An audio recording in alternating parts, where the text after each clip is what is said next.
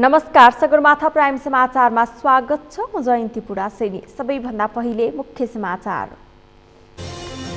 माधव नेपाल पक्षले निर्वाचन आयोगमा नयाँ पार्टी दर्ता गर्न दिएको निवेदनमा नाम फेर्यो। नेकपा एमाले समाजवादीको सट्टा नेकपा एकीकृत समाजवादी राखियो। नेपालको क्षेत्रफल बढेको सीमाविद बुद्धिनारायण क्षेत्रको दाबी। कालापानी, लिपुलेक र लिम्पिया धुरासहितको क्षेत्रफल सार्वजनिक गर्न सुझाव। काठमाडौँमा आजदेखि 18 वर्ष माथिका विद्यार्थीसँगै 40 वर्ष माथिका सर्वसाधारणलाई खोप लगाउन सुरु। अत्याधिक भीड, संक्रमणको जोखिम उच्च। पाकिस्तानमा बम विस्फोटबाट 5 जनाको मृत्यु, 41 जना घाइते। घाइतेको स्थानीय अस्पतालमा उपचार हुँदै। र फिफा महिला फुटबलमा नेपालको वरियता 1 स्थान खस्कियो। 100औं स्थानको नेपाल 101औं स्थानमा पुग्यो। अमेरिका शीर्ष स्थानमा।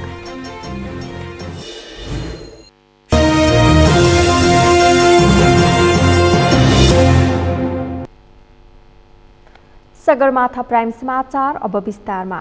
नेकपा एमालेबाट विभाजित माधव कुमार नेपाल समूहको पार्टीको नाम नेकपा एमाले समाजवादीबाट नेकपा एकीकृत समाजवादी प्रस्ताव गरिएको छ। बुधबार राष्ट्रपतिबाट दल सम्बन्धी अध्यादेश आएपछि एमाले अध्यक्ष केपी शर्मा ओलीसँगको विमतिपछि नेपाल समूहले छुट्टै दल दर्ता गरेका थिए। अब यी दुई पार्टीको एकता सम्भव छ त? पुष्कर खतिवडाको रिपोर्ट। कहिले जुट्ने अनि कहिले फुट्ने नेपालका राजनीतिक दलमा फेरि एकपटक विभाजन आएको छ। चुनाव ताका तत्कालीन नेकपा एमाले र माओवादी केन्द्र एक भएर बनेको नेकपा माओवादी अलगिएपछि पनि विभाजित भएको छ। राष्ट्रपतिबाट बुधबार दल सम्बन्धी अध्यादेश आएपछि नेकपा एमालेको माधव कुमार नेपाल समूहले छुट्टै दल दर्ता गर्न निर्वाचन आयोगमा निवेदन दिए। विभाजनमा साथ दिने उद्घोष गर्ने धेरै नेताले साथ छाडे पनि रामकुमारी झाँक्री लगायतका नेताको साथ पाएका नेपालले नयाँ दल नेकपा एकीकृत समाजवादी दर्ता गर्ने प्रक्रिया अघि बढाए।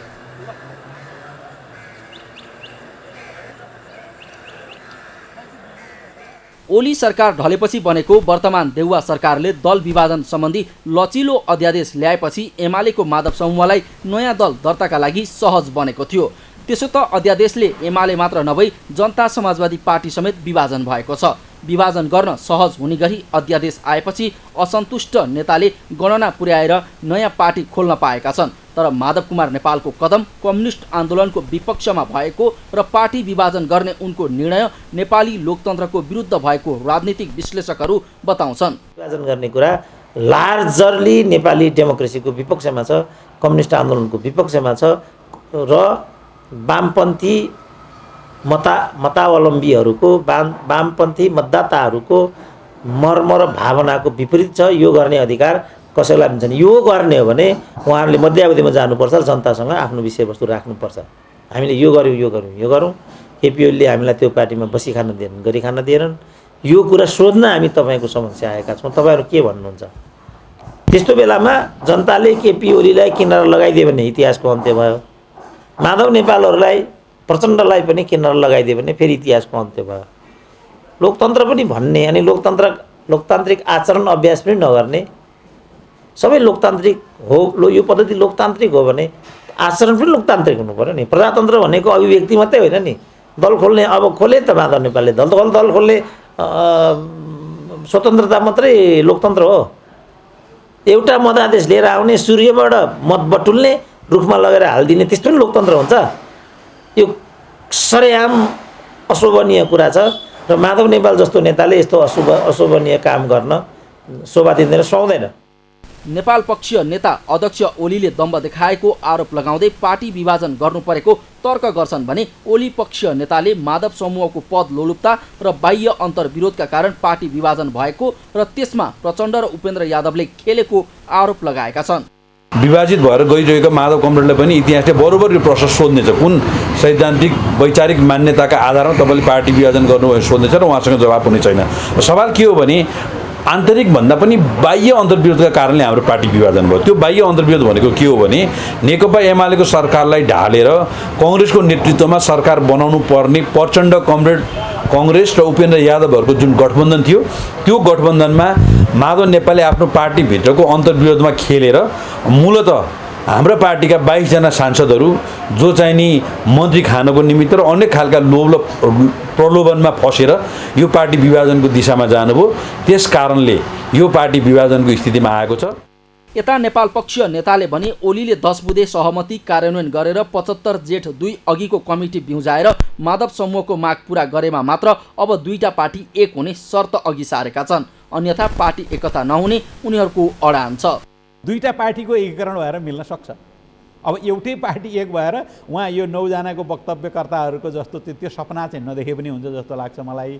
धला राम्रो सपना देख्नु भएको छ, यसका लागि धन्यवाद पनि दिन चाहन्छु, तर यो पुरा हुन्छ जस्तो मलाई लाग्दैन। केपी ओलीले अब 10 बुँदे सहमति कार्यान्वयन गरेर नेकपा एमालेमा हिजो पूर्व 75 जेठ 2 को अगाडिको कमिटी बिउजाएर हाम्रा साथीहरूले भनेको कुरा पुरा गर्नुहुन्छ भन्ने त म किञ्चित कुनै ठाउँ अवस्था देख्दिनँ, सम्भावनै देख्दिनँ। म गरि नै हाल्नु भएछ भने बडो राम्रो हो, प्रवृत्ति सच्याउने त झनै अर्को सम्भावना देख्दिनँ होइन।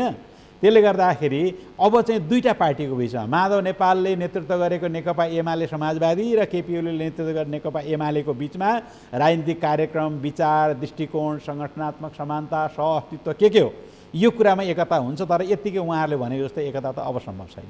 नेकपाको अन्तर्कलहले पार्टी फुटेको छ, तर दुवै पक्ष एक अर्कालाई दोष थुपार्दै आफूलाई सही रहेको दाबी गर्दै आएका छन्। स्थानीय तहका नेता कार्यकर्ताले भने शीर्ष नेताले जनमतको कदर गर्न नसकेको आरोप लगाइरहेका छन्। सगरमाथा टेलिभिजनका लागि क्यामेरामा केशव तिमल सिन्हा र अमृत ढकालका साथमा पुष्कर खतिवडा, काठमाडौँ। प्रतिनिधि सभाका सांसदहरूले कक्षा 12 को परीक्षा अझै सञ्चालन गर्न नसकेकोमा सरकारको चर्को आलोचना गरेका छन्। कोरोना संक्रमणको त्रास देखाउने तर रोकथाम र खोपको व्यवस्था गर्न नसकेको भन्दै सांसदहरूले सरकारको चर्को आलोचना गरे। एक रिपोर्ट। संघीय संसद प्रतिनिधि सभा अन्तर्गतको शिक्षा तथा स्वास्थ्य समितिको शुक्रबारको बैठकमा समितिका सदस्यले दुई पटक कक्षा 12 को परीक्षा स्थगित गरेको भन्दै सरकारप्रति आक्रोश व्यक्त गरेका हुन्। सांसद जयपुरी घरती मगरले बिना विकल्प कक्षा 12 को परीक्षा स्थगित गरेर सरकारले गम्भीर गल्ती गरेको बताइन्। समितिका सभापति समेत रहेकी घरती मगरले स्वास्थ्य सुरक्षा मापदण्डको पूर्ण पालना गरेर कक्षा 12 को परीक्षा सञ्चालन गर्न समितिले दिएको निर्देशन किन पालना नगरेको भन्दै सरकारलाई प्रश्न समेत गरिन्। 12 क्लास मात्रै इक्जाम स्थगित हुने भनेको यो अलिकति धेरै गहिरो गरी हामीले बुझ्नु छ। बच्चाबच्चीहरूले आज परीक्षा दिन्छौँ, भोलि परीक्षा दिन्छौँ भने दिनरात उसको मेहनत गरेको छ, तर मेहनत यो एउटा निर्णयले उनीहरूको दिमाग खलबल्यो। यो त मानवीय हिसाबले पनि हामीले सेन्सिटिभली सोच्नुपर्ने विषय हो। त्यसकारणले मैले भन्छु मन्त्रालयको कर्मचारीले पनि मैले गाली गर्दैन, हाम्रो यहाँ उपस्थित सबै कर्मचारीले मैले गाली गर्दैन, तर राज्य चाहिँ जहाँ गम्भीरतापूर्वक अगाडि बढ्नुपर्ने हो त्यो संरचनामा भएका हाम्रो मित्रहरू जति गम्भीरतापूर्वक बढ्नुपर्ने त्यो भएन। यसको मेन समस्या चाहिँ सिसिएमसी हो भन्ने कुरा मलाई पनि फिलिङ हुन्छ, मेरो मान्यज्यूहरूले पनि राख्नु भएको छ। समितिका अर्का सदस्य मानबहादुर विश्वकर्माले कक्षा 12 को परीक्षा पटक रोक्न काम नगर्न सरकारलाई सचेत गराए। उनले विद्यार्थीलाई आतंकित पार्ने गरी कक्षा 12 को परीक्षा स्थगित गराउन कोरोना रोकथाम तथा सङ्कट व्यवस्थापन सिएमसीले भूमिका खेलेको भन्दै आक्रोश समेत व्यक्त गरे। कोरोनाको समयमा स्वास्थ्य सुरक्षा मापदण्डको पालना गरेर भए पनि परीक्षा सञ्चालन गरिनुपर्नेमा सांसद विश्वकर्माको जोड छ। यहाँ जुन मापदण्ड दिइराख्नु भएको थियो 200 भन्दा बढी नराख्ने अथवा त्योभन्दा बढी भयो भने अर्को चाहिँ उपकेन्द्र गर्ने भन्ने चाहिँ अथवा 2 मिटरको दूरीमा राख्ने, ती मापदण्ड त म्यानेज गर्नै पर्छ। त्यस्तो हो भने चाहिँ त्यसतिर जानुपर्छ, मेरो एउटा निष्कर्ष आयो। समितिका अर्का सदस्य एवं पूर्व शिक्षा विज्ञान तथा प्रविधि मन्त्री गिरिराज मणि पोखरेलले चाँडोभन्दा चाँडो कक्षा 12 को परीक्षा सञ्चालन गर्ने वातावरण निर्माण गर्ने सम्बन्धी सबै निकायको गम्भीर ध्यान आकर्षण गराए। उनले परीक्षा सञ्चालनका लागि विद्यार्थीहरूलाई तत्काल आवश्यक कोरोना खोपको व्यवस्था मिलाउन स्वास्थ्य तथा जनसङ्ख्या मन्त्रालयलाई सचेत गराए। किनभने त्यो परीक्षा दिन आएकालाई कोरोना देखियो भने पनि त अलिक पछि परीक्षा गराउने चलनै छ भने त्यो व्यवस्था त पहिले नै गरिसकेको छ। भने 2-3 चरणमा गरायौँ भनेदेखि हामीलाई केही कानुनी जटिलता छन्, प्रश्नपत्र माथिबाट पठाउने छ, त्यो पनि अहिले चाहिँ प्रविधि मैत्री भएको कारणले यसमा पनि तयार भएको स्थितिमा लोकल सरकारसँग एउटा राम्रो चाहिँ मेकानिजम बनाइयो भनेदेखि अब त्यो व्यवस्थापन गर्न सक्ने हालत छ भन्ने लाग्छ है मेरो बुझाइमा। त्यो ढङ्गले सोच्नुपर्छ भन्ने लाग्दछ। बैठकमा शिक्षा विज्ञान तथा प्रविधि मन्त्रालयका प्रवक्ता दीपक शर्माले सिएमसीले दिएको निर्देशनका कारण कक्षा 12 को परीक्षा स्थगित गरिनु परेको स्पष्टीकरण समितिमा दिएका थिए। उनले आफूहरू चरणबद्ध रूपमा भए पनि कक्षा 12 को परीक्षा सञ्चालन गर्न तयार रहे पनि कोरोनाका कारण त्यसबाट पछि हट्ने परिस्थिति आएको बताए। अब हामीले एउटा युनिफाइड सिस्टम चाहिँ मान्यौँ, त्यो सबैलाई लागू हुन्छ। जनस्वास्थ्यको मापदण्ड स्वास्थ्य मन्त्रालयले बनाउने, त्यसको राय मान्ने, त्यसको आधारमा सिसिएमसीको डिरेक्सन मान्ने भनेपछि अब विचार गर्नुहोस् भनेपछि त अब विचार गर्दा नरोक्दा के हुने भन्दा त्यो जोखिम बढ्यो भने फेरि कसले जिम्मा लिने त? अब तपाईँहरूलाई त हामीले हिजै भनेको थियो त विचार गर्नुहोस् भने, किन विचार नगर्नु भएको भनेपछि यो पोजिसन चाहिँ भयो। अब त्यसैले अब यहाँहरूले आएका सुझावहरू अहिले श्रीमान सचिवले नि भनिसक्नु भएको छ। हाम्रो मन्त्रालयको दृष्टिकोण अहिले पनि परीक्षा बोर्डको अध्यक्षले भन्नुभएको छ, त्यही दृष्टिकोण हो। प्रवक्ता शर्माले कोरोना सङ्कटकै कारण सिएमसीले आफूहरूलाई परीक्षा सञ्चालन गर्ने अनुमति दिन नसकेको पनि समितिलाई जानकारी गराए।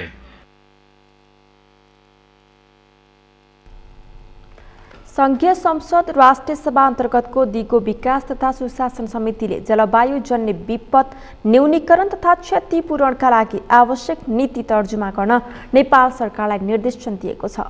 एक रिपोर्ट। सिंहदरबारमा शुक्रबार विज्ञहरूसँगको परामर्शपछि समितिले जलवायु परिवर्तनका कारण वर्षेनी भोग्नु परेको हानि नोक्सानीको क्षतिपूर्ति सुनिश्चितता सहितको नीति तर्जुमा गर्न निर्देशन दिएको हो। नेपालमा जलवायु परिवर्तनले निम्त्याउने विपद बहुआयामिक भएकाले स्थानीय स्तरमा परेको क्षति र नोक्सानीको परिपूरणका लागि हालसम्म कुनै नीति नभएको हुँदा समितिले नेपाल सरकार वन तथा वातावरण मन्त्रालयलाई नीति तर्जुमा गरिनुपर्ने आवश्यकतातर्फ ध्यान आकर्षण गराएको हो। छलफलपछि समिति सभापति तारादेवी भट्टले जलवायु परिवर्तनका असर कम गर्न बढाउनु पर्ने लगानीको सुनिश्चितता गर्न र विश्व जलवायु कोषबाट प्राप्त हुने वित्तीय सहयोगलाई सजिलो र झन्झट मुक्त तरिकाले नेपालले प्राप्त गरी काम अघि बढाउन मन्त्रालयलाई निर्देशन दिन्। यो समिति नेपाल सरकारको सरोकारवाला मन्त्रालयको ध्यानाकर्षण गराउँदै वन तथा वातावरण मन्त्रालयलाई निम्न निर्देशन दिन्छ। जलवायु जन्य विपद न्यूनीकरणका लागि नीति निर्माणकर्ताले खेल्नुपर्ने भूमिका अहम हुन्छ। नम्बर 1, नेपालले पनि अन्तर्राष्ट्रिय मञ्चमा राखेको अडान विश्व तापक्रम वृद्धिलाई 1.5 डिग्री सेन्टिग्रेड कायम गर्नुपर्छ भन्ने कुराको पुनः सराहना गर्दै त्यसको लागि गर्नुपर्ने कामहरू पूर्व तयारीहरूलाई यथाशीघ्र अगाडि बढाउन सम्बन्धित मन्त्रालयको ध्यानाकर्षण गराउँदै कार्यान्वयन गर्न यो समिति निर्देशन दिन्छ। जल तथा मौसमजन्य प्रकोपको क्षति न्यूनीकरणका लागि बहु प्रकोप पूर्व सूचना प्रणाली लागू गर्न र प्रभावमा आधारित पूर्व सूचना प्रणालीलाई देशव्यापी रूपमा लैजान समेत समितिले निर्देशन दिएको छ। समितिमा विज्ञको रूपमा उपस्थित जलवायु परिवर्तन सम्बन्धी विज्ञ धर्मराज उप्रेतीले मौसम पूर्वानुमान सम्बन्धी राष्ट्रिय नीति नभएकाले समस्या भएको बताए। उनले विपद जोखिम न्यूनीकरण मैत्री संरचनामा लगानी गरेर विद्यमान नीतिलाई पनि सुधार गरिनुपर्ने आवश्यकता उलाए। पूर्वानुमानसँग सम्बन्धित राष्ट्रिय नीति छैन र पूर्वानुमानसँग सम्बन्धित राष्ट्रिय नीति नभएको कारणले गर्दाखेरि यो कुन संस्थाको के भूमिका हुने, कुन संस्थाले कति बेला के गर्ने भन्ने कुरा चाहिँ अलमल छ। यो अलमल तोड्नको लागि पूर्वानुमानसँग सम्बन्धित राष्ट्रिय नीति हजुरहरूले ल्याइदिनु भयो भनेपछि यसले पहिरोको पूर्वानुमान पनि, हुरीको पूर्वानुमान पनि, त्यसपछि मल्टी हजारमा जो भनेको धेरैको पूर्वानुमानमा यसले सहयोग गर्नेछ र संस्थाहरू बिचको अहिले राष्ट्रिय विपद प्राधिकरण र अन्य जुन संस्था सम्बन्धित संस्थाहरू मैले त्यहाँ देखाएको थिएँ, उहाँहरूले पनि अनि काम गर्न सजिलो हुने थियो भन्ने कुरा राख्दै पूर्वानुमानमा हामीले इन्भेस्टमेन्ट बढायौँ र अनि विपद मैत्री संरचनामा हामीले इन्भेस्टमेन्ट बढाउनुको लागि पनि यहाँहरूले अहिले भएका विद्यमान नीतिलाई पनि पूर्वानुमान र विपद मैत्री बनाउनुको लागि पनि केही सुधार गर्नुपर्ने कुराहरू पनि हजुरहरूले अगाडि लैजानुभयो भनेपछि नेपालको विपदबाट हुने जोखिमलाई कम गर्न मद्दत गर्छ। समितिले जलवायु परिवर्तन र विपद न्यूनीकरणमा कार्यरत संस्थाहरू बीच पनि समन्वय सहकार्य बलियो बनाउँदै विपद न्यूनीकरण तथा व्यवस्थापन ऐन 2074, जलवायु परिवर्तन नीति 2077 र राष्ट्रिय विकास प्रतिबद्धताको कार्यान्वयनमा जोड दिन र त्यसमा स्थानीय सरकारलाई समेत सहभागी बनाउन समितिले निर्देशन दिएको छ।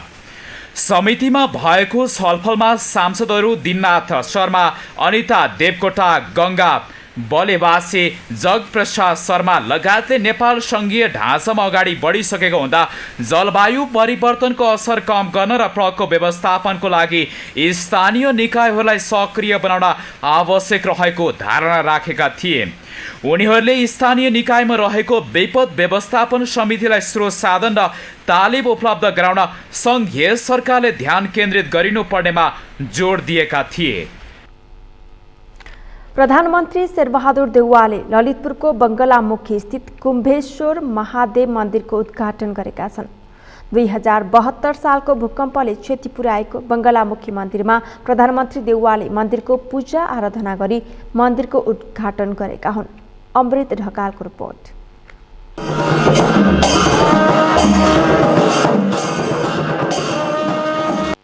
2072 को महाभूकम्पले क्षतिग्रस्त भएको ललितपुरको बङ्गलामुखी स्थित कुम्भेश्वर मन्दिरको पुनर्निर्माण सम्पन्न भएको छ। शुक्रबार प्रधानमन्त्री शेरबहादुर देउवाले कुम्भेश्वर महादेव मन्दिरको उद्घाटन गरेका छन्। पत्नी आराजु देउवासँगै गएका प्रधानमन्त्री देउवाले मन्दिरमा गजुरको पूजा गर्दै निर्माण समितिले तयार गरेको शिलापत्र अनावरण गरेर मन्दिरको उद्घाटन गरेका थिए।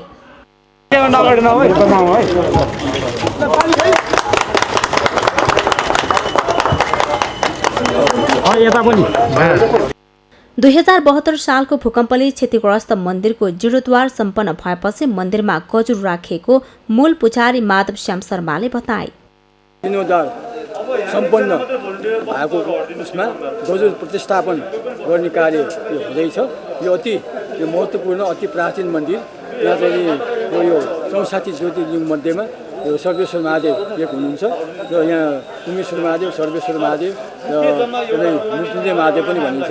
यो 72 सालको यो वैशाख 12 गतेको भूकम्पमा अलिअलि क्षति भएको थियो र 29 गतेमा बढी क्षति भयो। त्यस क्रममा यो जुन 3 तल्ला भत्काएर पुनर्निर्माण भएको कार्यक्रम भएको हो। शुक्रबार दिउँसो 12:28 को शुभ सायतमा गजुर राखिएको हो।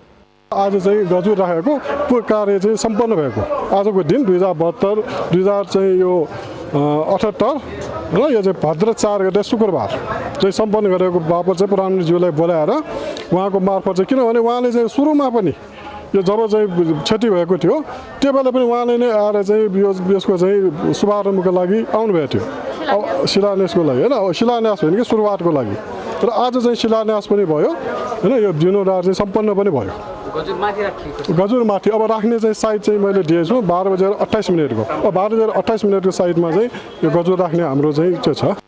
1890 मा गएको भूकम्पले पनि कुम्भेश्वर मन्दिरलाई क्षति पुर्याएको थियो। 64 लिङ्गेश्वर मध्यमा पर्ने कुम्भेश्वर महादेवको दर्शन गर्नाले मनोकामना पूरा हुने धार्मिक विश्वास रहिआएको छ। सगरमाथा टेलिभिजनका लागि अमृत ढकालको रिपोर्ट। समान पेन्सन लगायतको माग गर्दै 13 दिनदेखि बेलायती प्रधानमन्त्री कार्यालय अघि आमरण अनसनमा बसेका भूपू गोर्खाहरूको अनसन तोडेका छन्। बेलायत सरकार र अनसन बसेका भूपू गोर्खा सङ्घर्ष समिति बीच सहमति भएपछि अनसन तोडिएको हो। सहमति अनुसार बेलायतले 1 महिनाभित्रमा नेपाल सरकारसँग वार्ता गर्ने प्रतिबद्धता जनाएको छ। बेलायतका लागि नेपाली राजदूत लोकदर्शन रेग्मी, उपनियोग प्रमुख रोशन खनाल तथा बेलायती सरकारका रक्षा मन्त्री लिओ डोचर्टीको उपस्थितिमा जुस पुलाएर अनसन तोडिएको हो। टाउनिङ स्ट्रिटमा ज्ञानराज राई, पुष्पा घले र घन गुरुङले विभिन्न मागमा आमरण अनसन थाल्नु भएको थियो। यस्तै आमरण अनसन बसेका भूतपूर्व गोर्खाहरूको जीवन रक्षाका लागि भन्दै सर्वोच्च अदालतले नेपाल सरकारका नाममा अन्तरिम आदेश जारी गरेको छ। सर्वोच्च अदालतबाट नेपाल सरकारका नाममा तत्काल बेलायत सरकारसँग वार्ता गर्न र आमरण अनसनमा रहेका 3 जना भूपू गोर्खाहरूको जीवन रक्षाका लागि आवश्यक पहल गर्न अन्तरिम आदेश जारी गरिएको हो।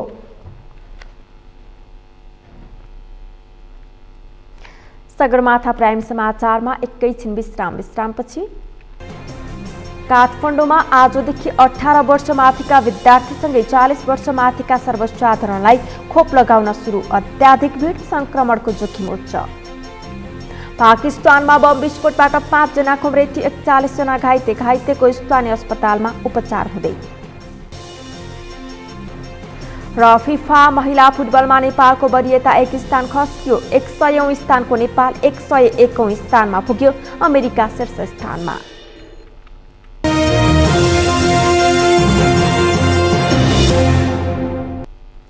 विश्रामपछि पुनः स्वागत छ। अब बाँकी समाचार।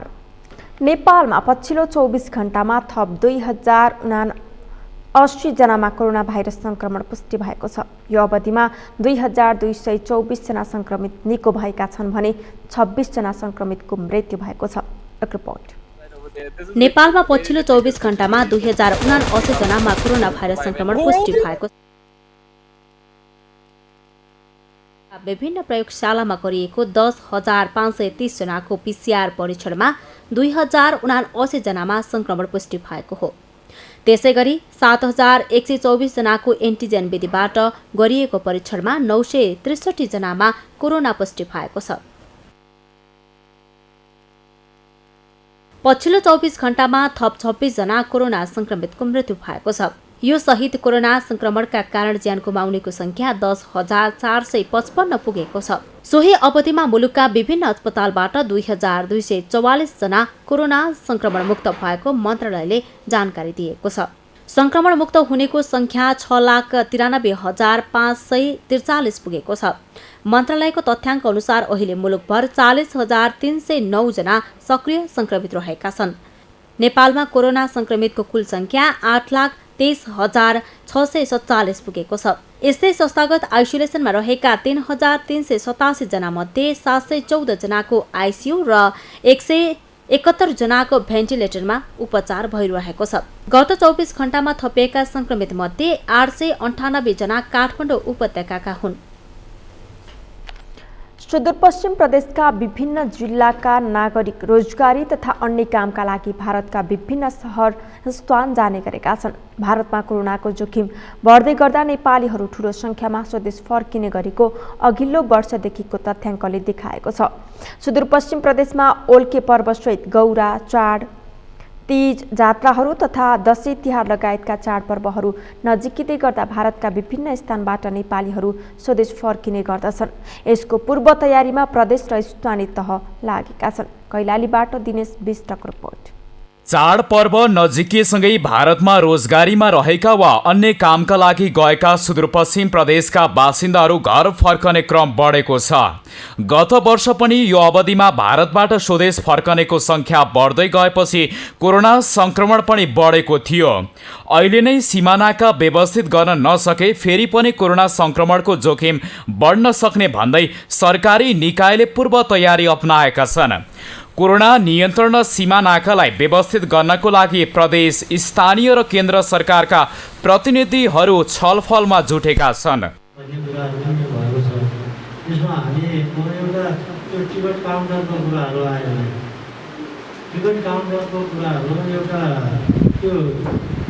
मन्त्रीज्यूले त यहाँ गएर उता ठग्ने भन्ने कुराहरू मात्र भयो।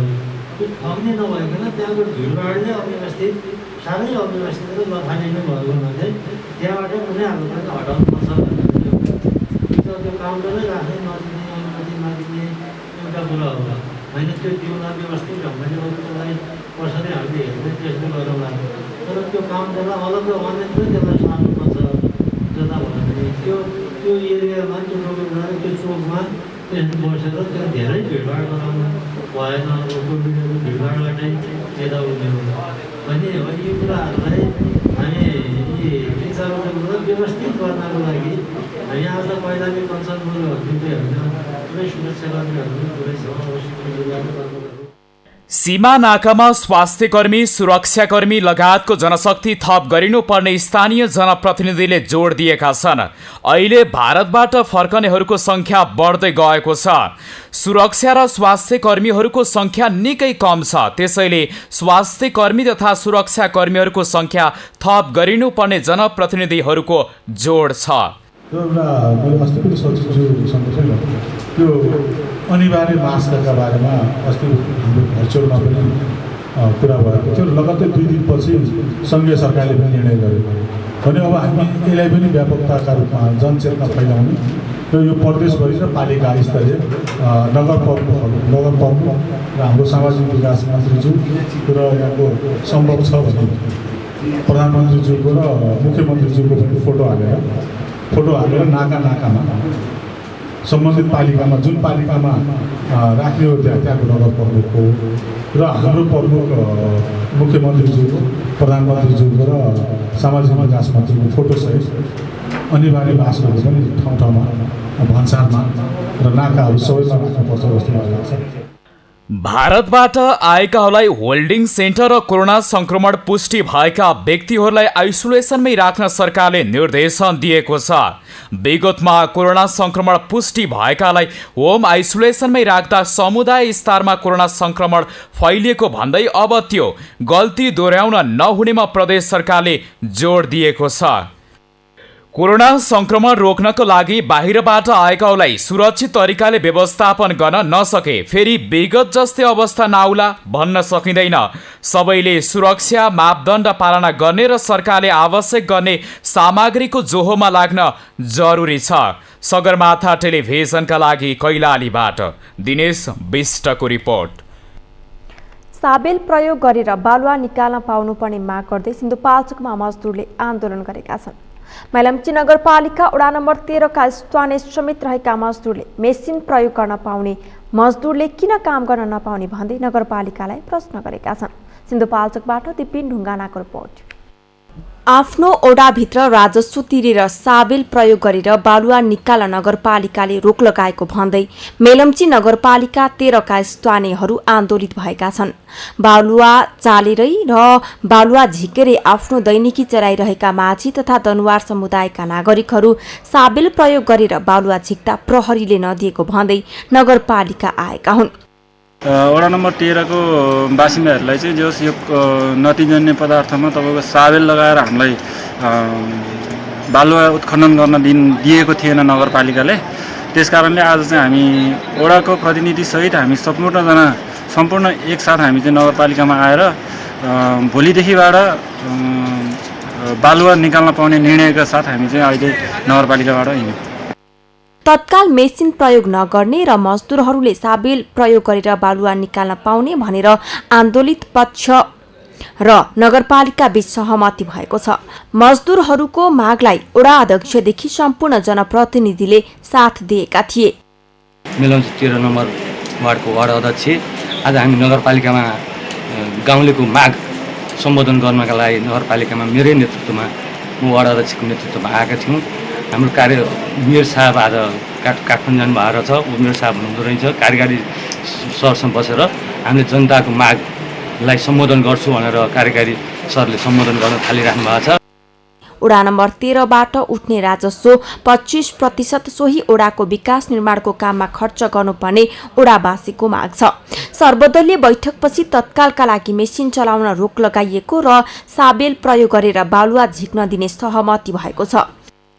केही समस्या देख्दिनँ मैले। उहाँहरूले हामीलाई सपोर्ट हुने कुरा गरिरहनु भएको छ। हामीले तपाईँलाई सपोर्ट हुनको लागि यो काम गरिरहेछौँ। त्यस कारणले गर्दाखेरि अहिले उहाँहरूसँगको समझदारीमा के भयो भनेदेखि 13 नम्बरमा होइन अन्तको कुरा नगरौँ, किनभने 11 नम्बर 12 नम्बरमा मेसिन हाल्नु पर्ने पनि हुनसक्छ। 13 नम्बरको हकमा वडा अध्यक्षको नेतृत्वमा हाम्रो प्राविधिक टोली म पठाउँछु। प्राविधिक टोलीले अहिले यहाँले एउटा बुझिदिनु पर्ने कुरा चाहिँ के हो भने हामीलाई अहिले जिल्ला प्रशासनले दिएको अनुमति चाहिँ साबिकमा जस्तो बालुवा निकाल्नको लागि दिएको अनुमति होइन।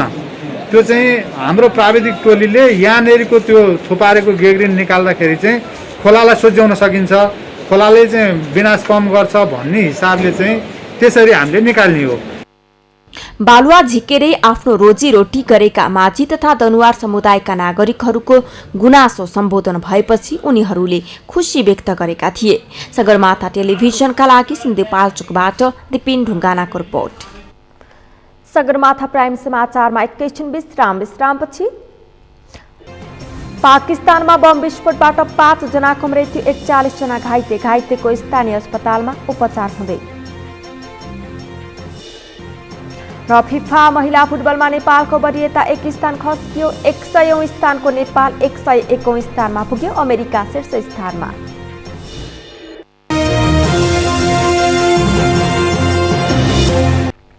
अब पालो अर्थ समाचारको। अर्थ समाचारका प्रायोजक हो आफ्नो विश्वास हो त्रिशक्ति सिमेन्ट। संसदीय समितिले नेपाल धितोपत्र बोर्ड र नेपाल स्टक एक्सचेन्ज नेप्सेका पदाधिकारीहरूले पदीय आचरण विपरीत सेयर कारोबार गरेको निष्कर्ष निकाल्दै तत्काल कारबाही प्रक्रिया अघि बढाउन सरकारलाई निर्देशन दिएको छ। एक रिपोर्ट।